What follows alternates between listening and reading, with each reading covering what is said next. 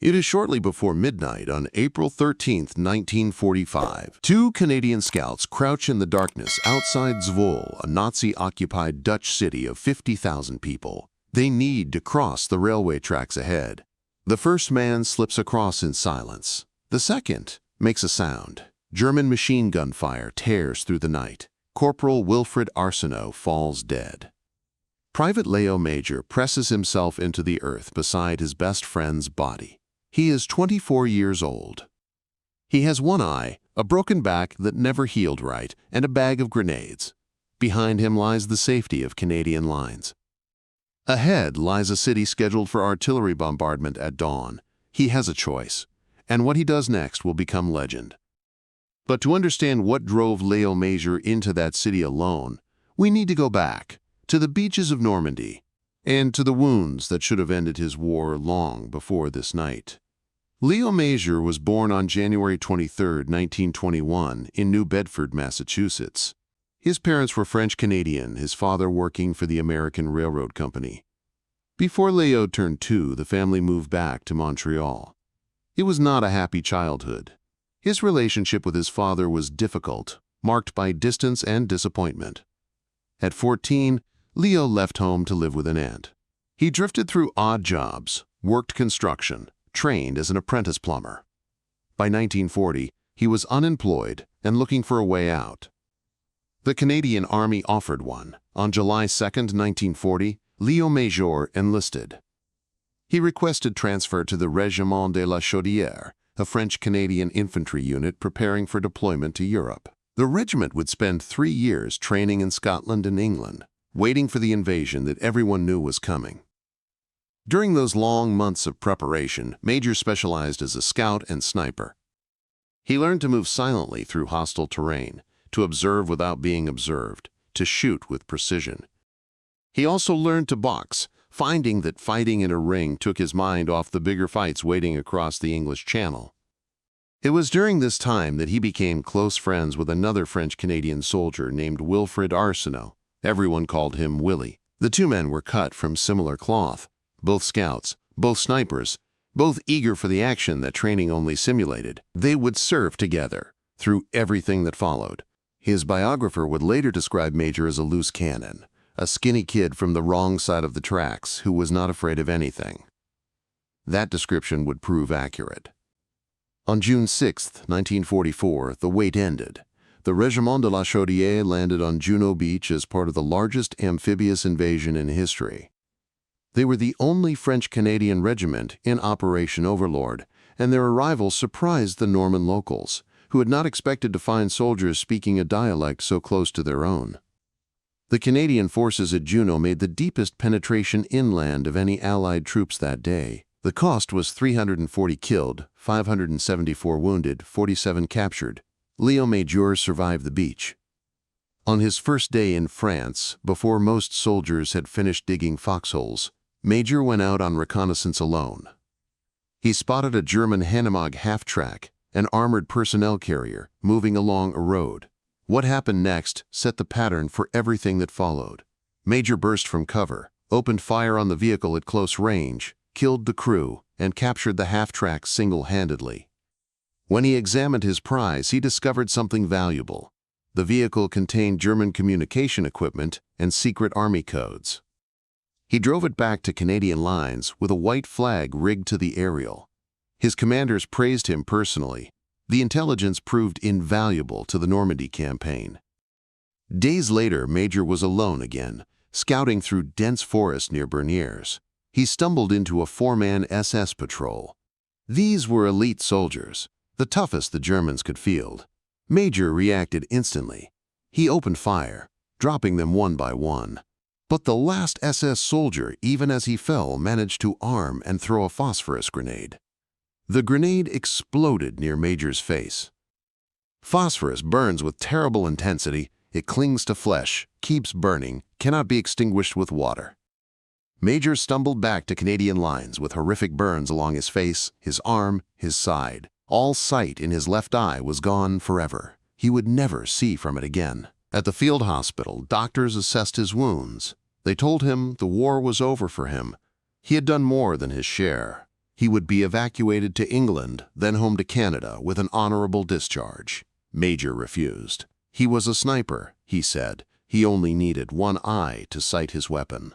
The doctors argued. Major would not be moved. They wrapped his wounds, and soon he returned to his unit wearing what he called his pirate's eye patch. The skinny kid from Montreal now looked fiercer than ever. Friends and enemies alike would remember that patch. By autumn of 1944, the Allies had broken out of Normandy, liberated Paris, and pushed into Belgium and the Netherlands. The Canadian Army drew the task of clearing German-held ports along the North Sea coast. This was the Battle of the Scheldt, and it would become one of the longest and bloodiest campaigns the Canadians ever faced. During the fighting, Major was sent to find a missing patrol of Canadian recruits who had failed to return from a reconnaissance mission. His friend Willie Arsenault was assigned to accompany him, but Arsenault fell ill. Major went alone. He discovered that the recruits had been captured. Then, displaying the audacity that was becoming his trademark, he infiltrated the German position at night, captured the commanding officer in his sleep, and forced the surrender of approximately 93 German soldiers.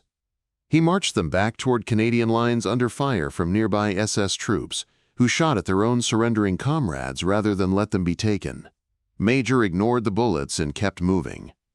Then came February 1945, the Rhineland Offensive. Major was helping a chaplain load bodies from a destroyed vehicle into a Bren carrier. They finished loading, the chaplain and driver took their seats in front, and Major jumped onto the back. The carrier moved forward. It struck a landmine. The explosion killed everyone else aboard. Major was thrown through the air and landed hard on his back.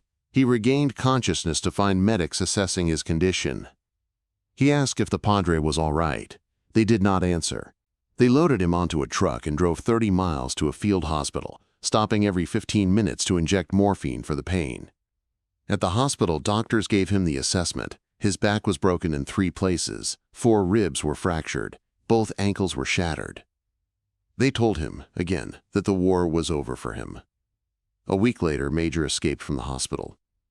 He hitched a ride on a passing jeep to Nijmegen, where he had previously met a Dutch family. He hid with them for nearly a month while his body healed enough to move. In March 1945, he rejoined the Régiment de la Chaudière. He walked with pain. His back would never be the same. But he was still fighting. By early April, the regiment was pushing north through the Netherlands. The Dutch population was dying. The hunger winter of 1944–45 had killed thousands. German occupation had lasted 5 years. Now liberation was finally coming, town by town, canal by canal. The Canadians tried to limit artillery bombardment wherever possible. They wanted to free the Dutch, not destroy what remained of their country. On April 12th, the Régiment de la Chaudière reached positions outside Zwolle. The city held a population of 50,000. German forces occupied it in uncertain strength, perhaps several hundred soldiers, perhaps more than 1,000. Allied command planned an artillery bombardment for the morning of April 14th. But first, the commanding officer needed intelligence. He asked for 2 volunteers to scout German positions and, if possible, make contact with the Dutch resistance. Private Léo Major stepped forward. So did Corporal Wilfred Arsenault. The 2 friends had survived D-Day together, fought through Normandy together, endured the brutal autumn and winter together. Now they volunteered for one more mission. But between themselves, they made a private agreement. They would not simply scout the city, they would try to liberate it themselves. They would spare Zwolle from the bombardment. At 9:30 on the evening of April 13, 1945, the 2 scouts slipped out of Canadian lines and disappeared into the darkness. They did not know that only one of them would return alive. The night was cold and dark. No moon, low clouds obscured the stars. Major and Arsenault moved through the Dutch countryside in silence, 2 shadows drifting toward the edge of occupied territory. They had done this before, many times. Scout work required patience, discipline, the ability to become invisible. Both men knew how to move without sound, how to use darkness as cover, how to read terrain for danger. But this night felt different. This night, they were not just scouting. They were going to try something that had never been done. At 10:30, they reached a farmhouse on the outskirts of Zwolle. It belonged to a man named Hendrik van Gerner. The two Canadians approached carefully, identified themselves, and were allowed inside. Van Gerner was no stranger to risk. Sheltering Allied soldiers could mean death if the Germans discovered it. But liberation was close now, close enough to taste, and the Dutch had waited 5 years for this moment. Van Gerner told them what he knew. German positions were concentrated near the railway tracks that ran into the city, machine gun emplacements, sentries. He sketched rough locations, warned them of patrol routes. The information was imperfect, gathered from observation and whispered reports, but it was more than they had before. Major and Arsenault studied the details, committed them to memory. This farmhouse was the last safe ground before enemy territory. Beyond it lay the railway crossing, and beyond that, Zwolle. They thanked Van Gerner and prepared to move. The plan was simple. Cross the railway tracks, enter the city, locate German positions, make contact with the Dutch resistance if possible, then report back before dawn. If they found the German presence weaker than expected, they would improvise. They would do what they had privately agreed to do. Shortly after 11 o'clock, they left the farmhouse and approached the railway tracks. The darkness was nearly absolute. Somewhere ahead, German soldiers waited in positions they could not see. Every step required care. A snapped twig, a kicked stone, a silhouette against the sky, any of these could mean death. They moved slowly, feeling their way forward, breathing quietly through their mouths. Major reached the tracks first. He crouched, listened, heard nothing. The crossing point looked clear. He slipped across the rails, pressed himself flat on the other side, and waited. Behind him, Arsenault prepared to follow. Willie Arsenault began to cross. And then he made a sound. Perhaps his boots scraped metal. Perhaps equipment shifted. Perhaps it was nothing more than the whisper of fabric against wood. The source did not matter. What mattered was that German ears heard it. Machine gun fire erupted from the darkness. The muzzle flash lit the night in stuttering bursts. Bullets tore through the air where Arsenault stood. He had no chance to dive, no chance to run, no chance to do anything at all. He fell where he was hit, dead before he struck the ground. Major pressed himself into the earth. The firing continued for several seconds, the Germans hosing the area where they had detected movement. Then silence. The night returned to darkness. Somewhere in that darkness, a few meters behind him, his best friend lay dead.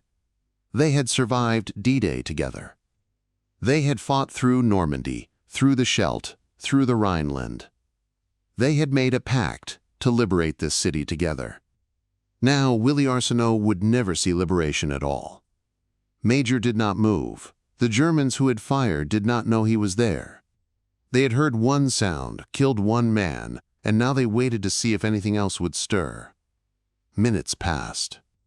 Major lay motionless, breathing into the dirt, his heart pounding against the cold ground. Grief and rage rose inside him in equal measure. He would later say that his friend's death filled him with a fury he had never known before. When enough time had passed, when he was certain the Germans had relaxed their vigilance, Major moved. He crawled through the darkness toward the position that had killed Arsenault. He found the soldiers responsible. He killed them. The details of how he did this are not recorded, only that he did it. Then he returned to where his friend lay. He had a choice now. The mission, technically, was complete. They had made contact with the enemy, German presence confirmed. He could return to Canadian lines, report what had happened, and let the artillery bombardment proceed as planned. 50,000 civilians would face the shells, but that was war. That was how cities were taken. No one would blame him for turning back. He had already done more than most soldiers did in an entire war. Or he could continue. Behind him lay safety, The regiment was waiting: medical care, food, rest, the company of living men. Ahead lay an occupied city filled with an unknown number of German soldiers, and he would face them alone. One man. One eye. A bag of grenades and 2 Sten guns, one of them taken from Arsenault's body. Léo Major made his decision. He would not turn back. He had agreed with Willie to try to liberate this city. Now he would do it alone. He would do it for Willie. He gathered his friends' weapons and ammunition, adding them to his own. If he could not bring Arsenault with him alive, he would bring his firepower. Then he turned towards Zwolle and began to walk. He reached the city center around 1 o'clock in the morning. The streets were silent and empty. Most of the German garrison had gone to sleep, confident that their positions were secure. Most of the Dutch civilians were locked inside their homes, as they had been every night for 5 years, waiting for morning and whatever it might bring. Major moved through this darkness like a ghost, his one good eye scanning for threats, his weapons ready. He tried knocking on doors. He needed to find the resistance, needed local knowledge, needed allies. But no one answered. The Dutch saw a figure in camouflage with an eye patch and assumed the worst. He could have been German. He could have been a trap. 5 years of occupation had taught them to trust nothing and no one after dark. Major kept moving. For the next several hours, he passed through Zwolle's streets alone. The exact details of what he did during this time remain unclear, debated by historians and embellished by legend. The official citation for his Distinguished Conduct Medal, written 6 weeks later, states that he continued the patrol alone for 6 hours, that he contacted the underground, that he formed patrols of local Dutch civilians, and that by morning the enemy garrison was forced to withdraw. It also states that he had the Gestapo headquarters set on fire, though whether Major or the retreating Germans started that blaze remains uncertain. What is certain is this: he was there, he was alone. He moved through a city occupied by enemy soldiers, armed with grenades and automatic weapons, filled with the cold fury of a man who had just watched his best friend die. Whether he engaged German patrols or simply observed their positions, whether he created chaos or merely confirmed that chaos was already unfolding, he did not stop. He did not rest. He kept moving through the longest night of his life, hunting for a way to finish what he and Willie had started. Somewhere around 4 in the morning, exhausted, wet, hunted, Léo Major encountered a tall policeman on a dark street. The man's name was Fritz Kuiper. And everything was about to change. Fritz Kuiper was a tall man, a policeman by profession, and the head of the local Dutch resistance in Zwolle. He had spent 5 years waiting for this moment, organizing in secret, gathering information, preparing for the day when liberation would finally come. Now, in the darkness before dawn, he found himself face to face with a one-eyed Canadian soldier who had walked into the city alone. Major identified himself. The word Canada was sewn into the lining of his cap, and he showed it to prove he was not German. Kuiper stared at him in disbelief. 1 man. The Canadians had sent 1 man. But as Major explained what he had done, what he had seen, where the Germans were and were not, Kuiper began to understand. This was not an advance scout for an invasion force. This was something else entirely. With Kuiper were 3 other members of the resistance: Jan Beentema, Dirk Udvez, a police officer named Henk Slendebroek. These men had risked their lives for years, hiding people, passing information, waiting for the Allies to arrive. Now a single Canadian stood before them, armed with Sten guns and grenades, telling them that the Germans appeared to be withdrawing. Major gave them weapons. He told them the city was clear, or nearly so. He asked for their help. Together the small group made their way toward the town hall. As they moved through the streets, the first gray light of dawn began to touch the eastern sky. Zwolle was waking up, though its people did not yet know what kind of morning this would be. The resistance fighters began knocking on doors, spreading the word. The Germans were leaving. The Canadians were here. Liberation had come. They reached the local radio station and used it to broadcast an announcement. Zwolle was free. The occupation was over. After 5 years of Nazi rule, 5 years of curfews and rationing and deportations and fear, the people of Zwolle could step outside without permission. They could speak without looking over their shoulders. They could live again. But Major's work was not finished. The German garrison had retreated, that much was clear. The streets were empty of enemy soldiers. The threat that had loomed over the city for years had melted away in the night. Yet somewhere back near the railway tracks, Willie Arsenault still lay where he had fallen.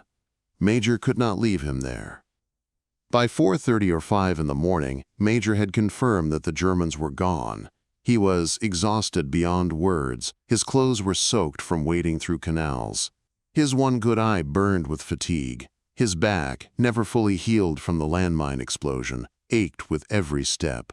He had been moving for more than 7 hours, most of them alone, all of them dangerous. But before he could rest, before he could report, before he could do anything else, he had to retrieve his friend. Major made his way back out of the city, retracing his steps through streets that now felt different, lighter, free. He reached the railway crossing where Arsenault had died. The body was still there, lying where it had fallen hours earlier. Major gathered his friend in his arms. He lifted the dead weight onto his shoulders. Then he began the long walk back. He carried Arsenault to the Van Gerner farm, the last safe place they had known together. There he waited for regimental reinforcements to arrive and take the body. Only then did he continue to Canadian lines. He reached camp at approximately 9 o'clock in the morning, nearly 12 hours after he had left. He was wet, filthy, half dead with exhaustion. He reported to the regimental commander and delivered the news. Zwolle was clear. The Germans had fled. The planned artillery bombardment was not necessary. The order went out immediately: cancel the bombardment. The shells that had been prepared, the guns that had been aimed, the destruction that had been planned for a city of 50,000 people, none of it would happen. Zwolle would not burn. Its buildings would stand. Its civilians would live. Because one man had walked through its streets in the darkness and confirmed that the enemy was gone. At 11 o'clock that morning, the official announcement came. Zwolle was liberated. At 1 o'clock in the afternoon, the church bells began to ring. They had been silent for 5 years, forbidden by the occupiers. Now they rang out across the city, pealing through the spring air, announcing what everyone already knew. The war, for Zwolle, was over. The Régiment de la Chaudière entered the city unopposed. Not a single shot was fired. Dutch civilians climbed onto the Canadian vehicles, cheering, weeping, waving flags that had been hidden since 1940. Photographs from that day show the universal carriers of the regiment surrounded by joyful crowds, children sitting on the armored hulls, women throwing flowers. The liberation of Zwolle became one of the iconic images of the Canadian campaign in the Netherlands. Multiple regiments would later claim involvement in the liberation. The 7th Reconnaissance Regiment, the Regina Rifles, others who arrived that morning and helped secure the city. But Léo Major was the first. He had walked those streets alone while the others waited outside.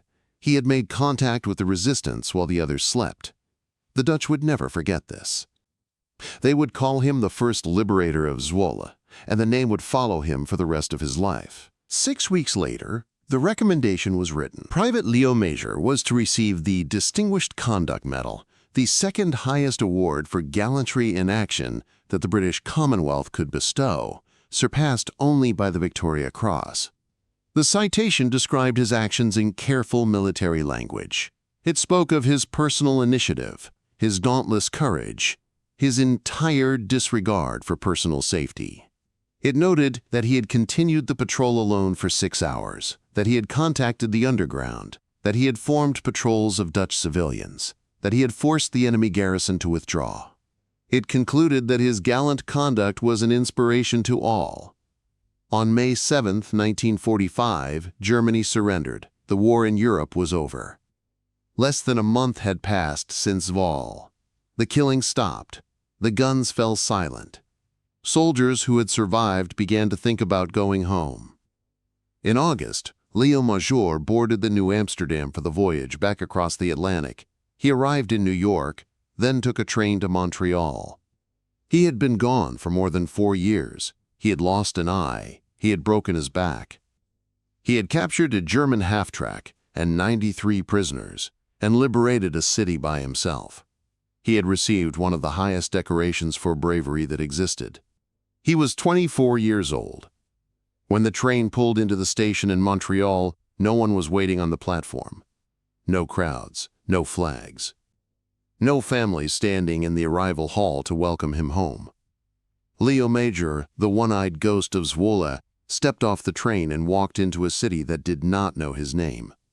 He had saved 50,000 people from destruction, and now he returned to a silence that would last for decades.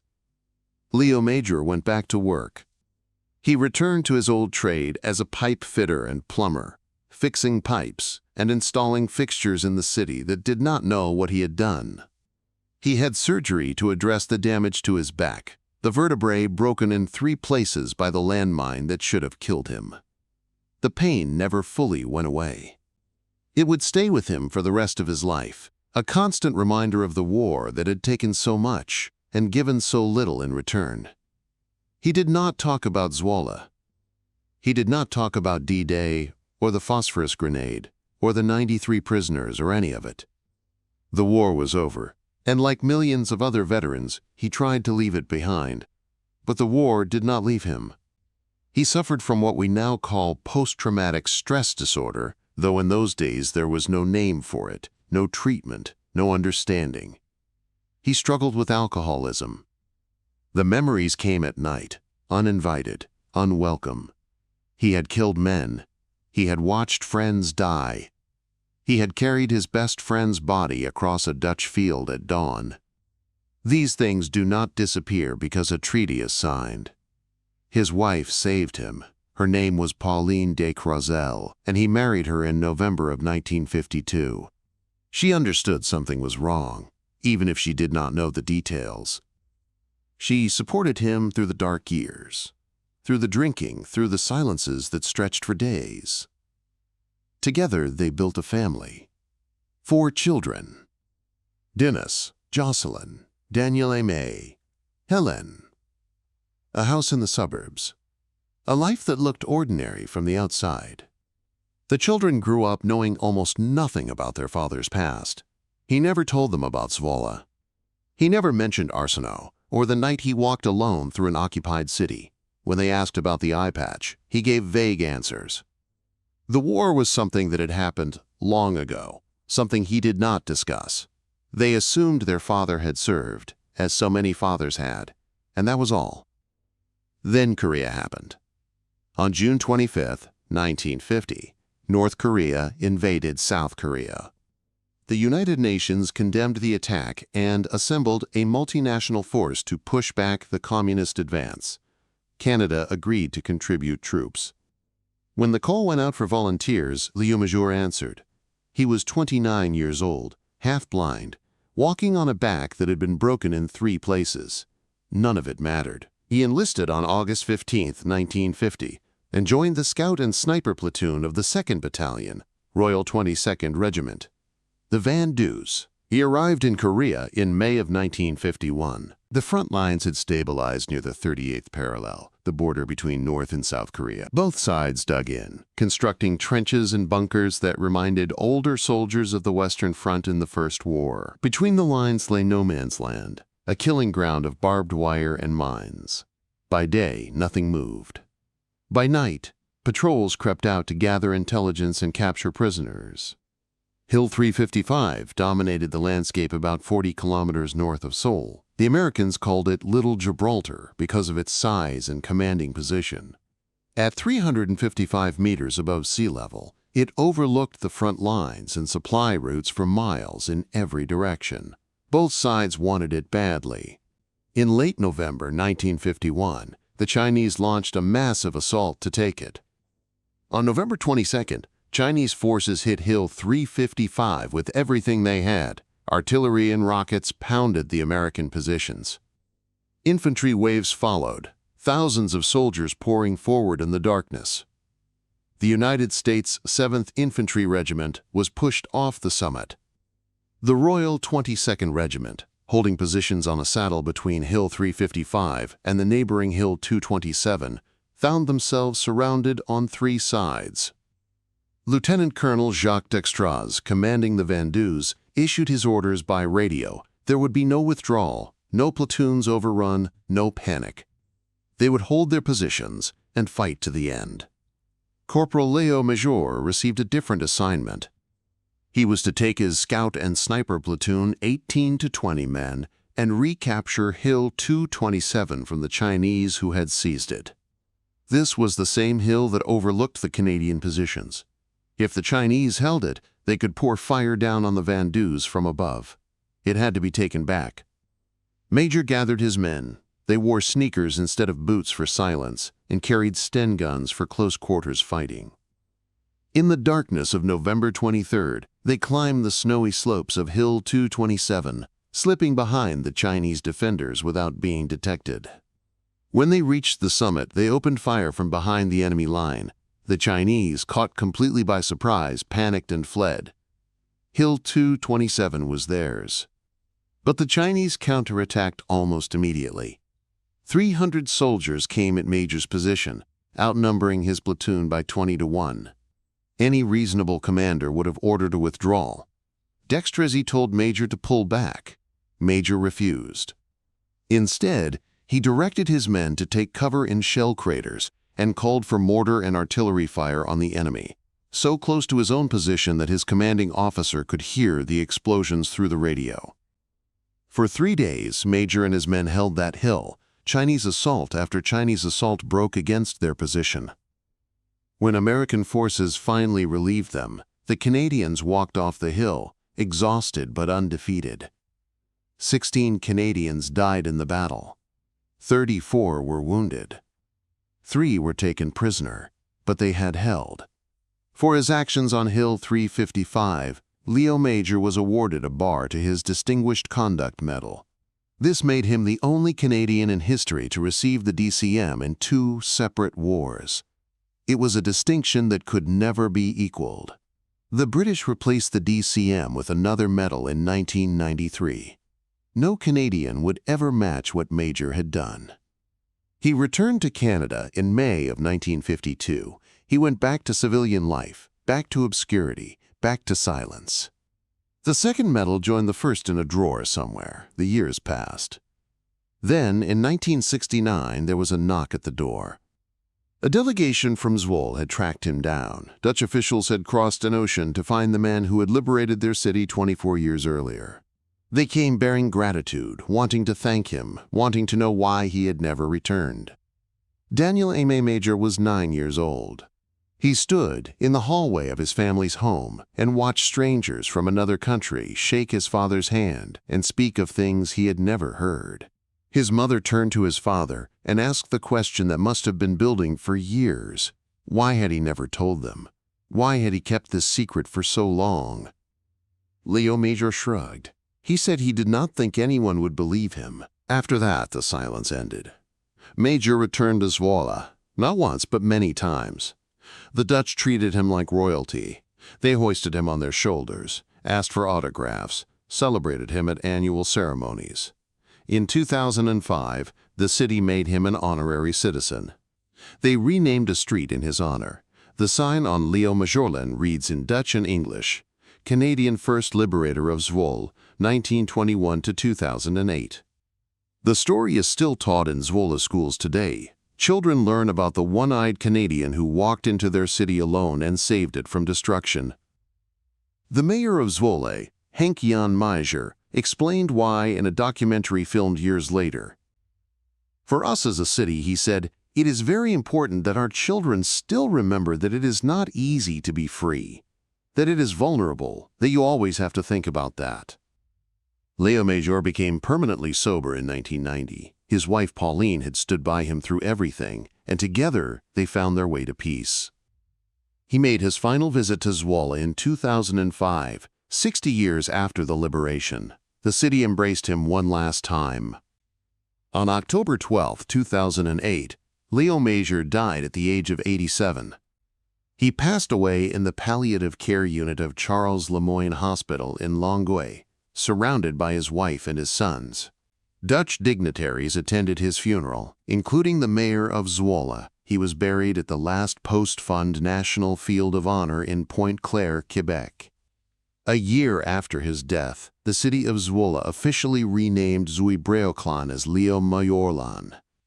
Pauline Major unveiled the new street sign, standing beside her sons and grandchildren. Somewhere in that city, there is also a monument to Corporal Wilfred Arsenault, the friend who fell at the railway crossing and never saw liberation. The Dutch remember him too. In 2018, at a soccer match in Zwolle, fans unfurled a giant banner across the stands. It bore the face of a one-eyed soldier and 3 words in Dutch: Sole Savior of Zwolle. In 2020, 75 years after the end of the war, Canada Post issued a commemorative stamp in his honor. The one-eyed ghost had finally come home. Léo Major's achievement stands alone in Canadian military history. He is the only Canadian ever to receive the Distinguished Conduct Medal in 2 separate wars, a distinction that can never be equaled. One of only 3 soldiers in the entire British Commonwealth to hold that honor. A man who should have been sent home 3 times and refused every time. On the night of April 13, 1945, he watched his best friend die. He could have turned back. Instead, he walked into an occupied city alone, driven by grief and fury and a promise he had made. By dawn, 50,000 people were free. Then he carried his friend's body home before claiming any glory. Then he said nothing about it for 30 years. In Canada, few remember his name. In Zwolle, every child knows it. When asked about his exploits late in life, Léo Major simply said, "I fought the war with only one eye, and I did pretty good."